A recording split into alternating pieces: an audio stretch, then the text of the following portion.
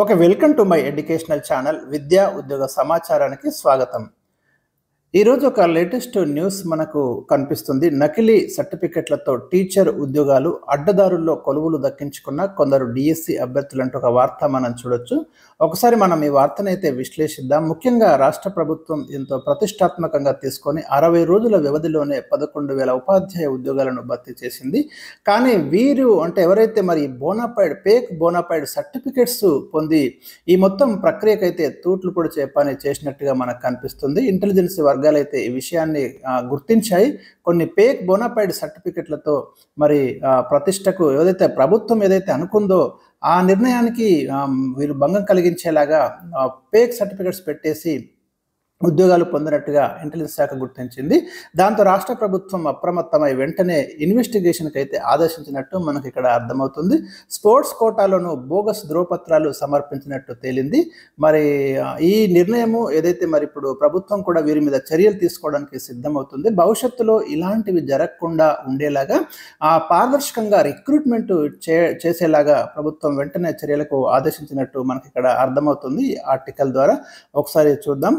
Intelligence నివేదికలతో గుట్టు రట్టయింది. పలువురు DSC అభ్యర్థుల నుంచి కూడా మరి ఫిర్యాదులు రావడం జరిగింది.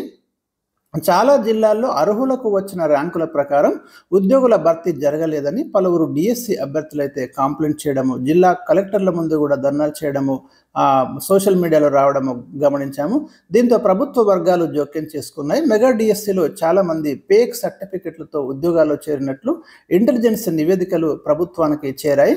దీంతో మనకి ఇక్కడ విద్యాశాఖ అధికారులు అప్రమత్తమై గత 2-3 నెలలుగా డిపార్ట్మెంటల్ ఎంక్వైరీ కూడా మనకు చేయడం జరిగింది.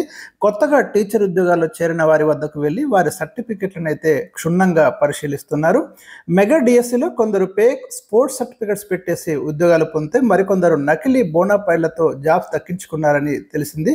హైదరాబాదు, రంగారెడ్డి జిల్లాలో ఎక్కువగా నకిలీ బోనాఫైడ్ సర్టిఫికెట్ల వ్యవహారం వెలుగులోకి వచ్చింది. ఇంకొక విషయం ఏంటంటే కొందరైతే డిఎడ్, బిఎడ్ ధ్రువపత్రాలు సైతం నకిలీవి సృష్టించి వాటితో ఉపాధ్యాయ కొలువులు సాధించినట్టుగా మనకు తెలుస్తుంది. అవుట్సోర్సింగ్ ఉద్యోగాలు చేసేవారు సైతం ఫేక్ సర్టిఫికెట్లతో టీచర్ కొలువును దక్కించుకున్నారు.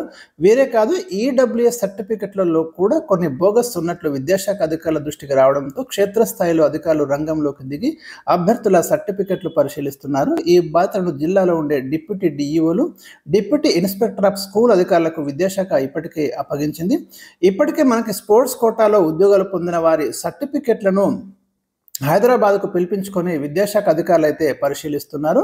బోనాఫైడ్, డిఎడ్, బిఎడ్ సర్టిఫికెట్ల విషయంలో కూడా ఆయా స్కూళ్లకు, కాలేజీలకు వెళ్ళి ఎంక్వైరీ చేస్తున్నారు. వారు చదివే సమయంలో మరి ఆ స్కూల్ ఉందా లేదా, ఉంటే దానికి పర్మిషన్ ఉందా లేదా అని అయితే వివరాలు అయితే సేకరిస్తున్నారు.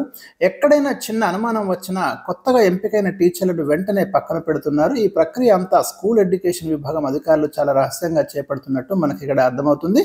డిఎస్సి 2024 ఎఫెక్ట్ ఇప్పటికే విద్యాశాఖ అధికారుల మీద పడింది. టీచర్ ఉద్యోగాల భర్తీ టైంలో సర్టిఫికెట్లను సరిగ్గా పరిశీలన చేయలేదని ఆరోపణలు రావడంతో ఖమ్మం, హైదరాబాద్, మెదక్, ఆదిలాబాద్ జిల్లాలోని ఎంఈఓలను, హెడ్ మాస్టర్లను ఆయా జిల్లా కలెక్టర్లు సస్పెండ్ చేయడం జరిగింది. అక్కడితో ఆకుండా కొత్తగా నియమితులైన ప్రతి టీచర్కు సంబంధించిన సర్టిఫికెట్లను రహస్యంగా పరిశీలిస్తున్నారు.